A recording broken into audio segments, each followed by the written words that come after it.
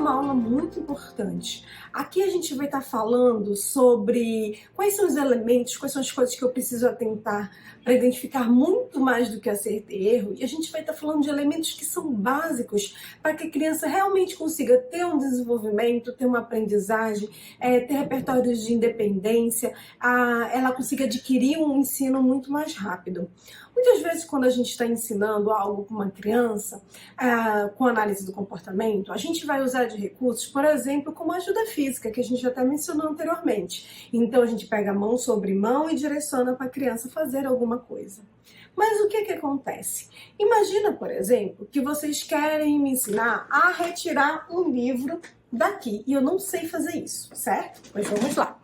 Então, esse é o repertório. Eu preciso retirar o livro daqui, e eu não sei. Então, se vocês forem pegar na minha mão para direcionar a minha mão até aqui para puxar o livro, eu vou aprender. E aí, se eu fiz isso com ajuda física, eu vou dizer, ele conseguiu, ele acertou, ele fez com ajuda.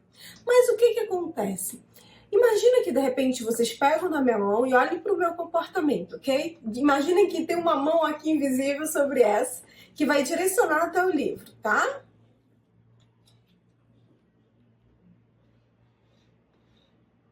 A criança está tirando o livro, mas ela está olhando em direção ao livro? Ela está atentando para o livro?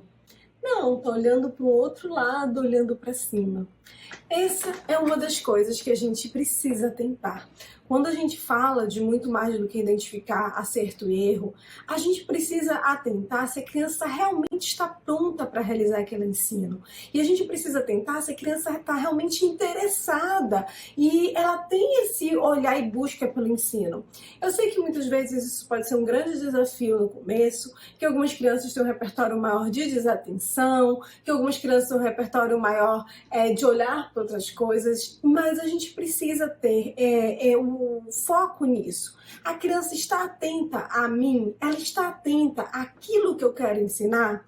Se eu quero, por exemplo, ensinar uma criança a ler, e aí eu abro o livro, eu vou mostrando, só que eu estou lendo aqui para a criança e a criança está assim, levantando, indo embora, pegando outras coisas. Será que ela vai realmente aprender a ler? O quanto tempo vai levar para ela ler se ela não está atentando para o livro?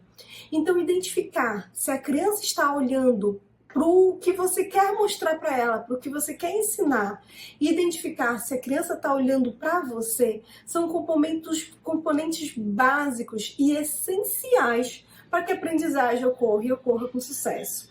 Quando eu falo de olhando para você, por exemplo, então imagine, por exemplo, que você está ensinando a criança a seguir instrução. E aí você pega e diz, por exemplo, Mari, levanta. Mas na hora que você diz, Mari, levanta, eu estou fazendo isso aqui.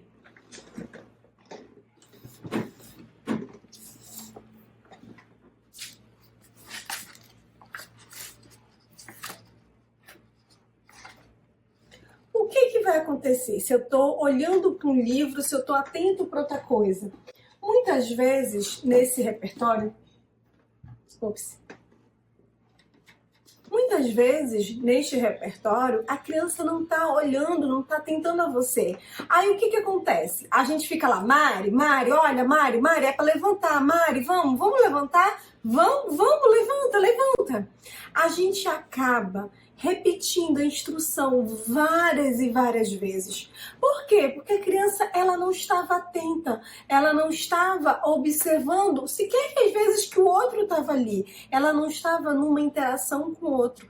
E aí com isso acaba que ela tem dificuldade. Não é que ela tenha dificuldade de ouvir instrução e não é que ela tenha dificuldade de levantar. Às vezes é porque o componente inicial não estava lá. E aí a gente vai o quê? A gente vai lá e pega na mãozinha e ajuda a criança a levantar. E a gente diz, ele conseguiu levantar, eu dei ajuda, ele levantou.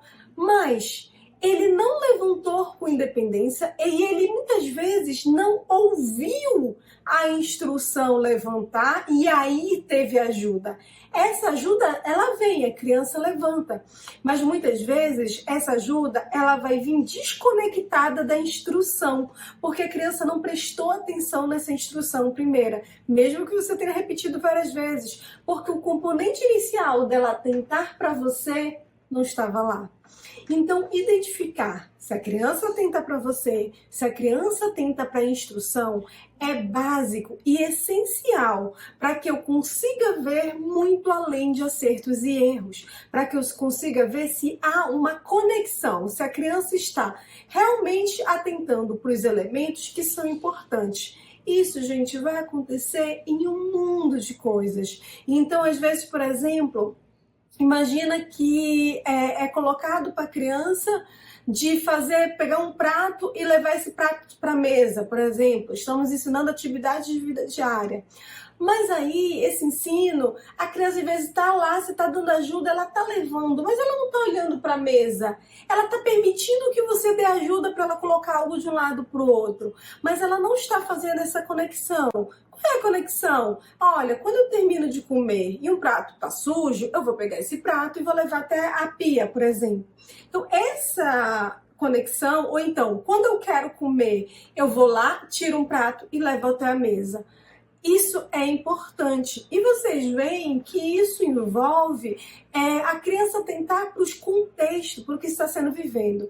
Claro que muitas vezes a gente vai acabar ensinando esses repertórios, não no momento do lanche, não no momento do almoço, não no momento do jantar, para ele entender o que ele tem que fazer, de levar e repetir isso várias vezes. Mas ainda assim, eu preciso em algum momento levar contexto real. E é aí que os pais são chave em tudo isso. Por quê? Porque vocês são as pessoas que estão no contexto real a maior parte do tempo. Então, vocês são as pessoas que podem transpor isso para o dia a dia, que podem transpor isso para uma realidade. Mas as primeiras coisas que eu preciso tentar não é simplesmente se ele fez ou não com ajuda, mas se a criança realmente está atentando para isso, se ela realmente está olhando para a pessoa, se ela realmente está ouvindo, se ela realmente está atentando para o que é mostrado.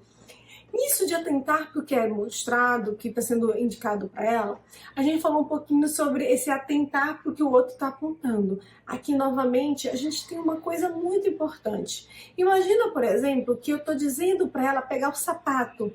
Mas a criança, ela não olha onde está o sapato, ela não faz esse comportamento de olhar para onde está. Aí você fica, tá ali, tá ali, tá ali, tá ali. E aí acaba, às vezes, direcionando a criança em direção àquele sapato, mas a criança, ela não aprendeu o quê? Não aprendeu quais são os passos necessários para eu descobrir onde está o sapato. Eu preciso procurar esse sapato. Aí o que acontece? Ela fica esperando por ajuda, né? Então é aquela criança que ela vai aguardar, ela vai esperar para que você a ajude, porque ela não sabe quais são os elementos para ela fazer com independência. Tem crianças que acabam ficando tão dependentes dessa ajuda que elas pegam na sua mão e pedem para você dar ajuda. Não é que elas peguem na sua mão aquela questão de usar como instrumento, não é isso. Elas pegam na sua mão para dar ajuda. Eu já vi, por exemplo, casos da criança aprendendo a bater palma, ela pegar a mão da outra pessoa e colocar em cima da dela para fazer o bater palma. A criança consegue bater palma, mas ela está nessa dependência dessa ajuda. Existem outras razões que levam à dependência da ajuda, mas essa é uma das razões. A gente acaba, às vezes, dando muito a ajuda física, fazendo muito e não atentando se a criança realmente está fazendo aprendizagem, se ela está atento ao que é para ser feito. Às vezes a criança está fazendo palma, mas ela nem sabe o que está fazendo. Ela está aqui e você está ajudando. Ela não está atentando para isso. Então, muito cuidado se a criança está pronta para fazer o ensino. Se a Mari percebi que a minha criança não está, ela está muito dispersa, o que a gente faz nessas horas? Aí, gente, é muito importante a gente saber voltar. Lembra nas nossas primeiras aulas, quando a gente falou de seguir a liderança da criança, de estabelecer esse vínculo, de brincar com a criança, imitar o comportamento dela, depois gradativamente você vai fazendo coisas para ela imitar? Pois é. Muitas vezes nesse momento é importante que eu primeiro faça com que essa criança tenha interesse em mim, que essa criança queira interagir comigo, que essa criança queira brincar comigo, que ela olhe para mim, que ela atente para mim, que eu seja algo que é divertido, que é interessante para ela. E aí eu consigo ensinar. E aí quando eu falar, ele quer ouvir, ele está interessado no que eu tenho a dizer. E aí quando eu mostrar algo para ela fazer, ela tem interesse e ela quer repetir. Se eu não tenho interesse interesse da criança, se eu não tenho a vontade da criança de estar participando, se eu não tenho a vontade da criança de estar aprendendo, eu vou ter muita dificuldade.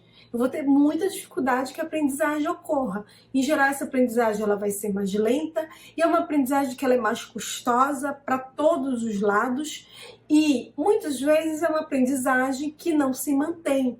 Então a criança até aprende a pegar o livro, ou ela até aprende a bater palma, ou até aprende a levantar.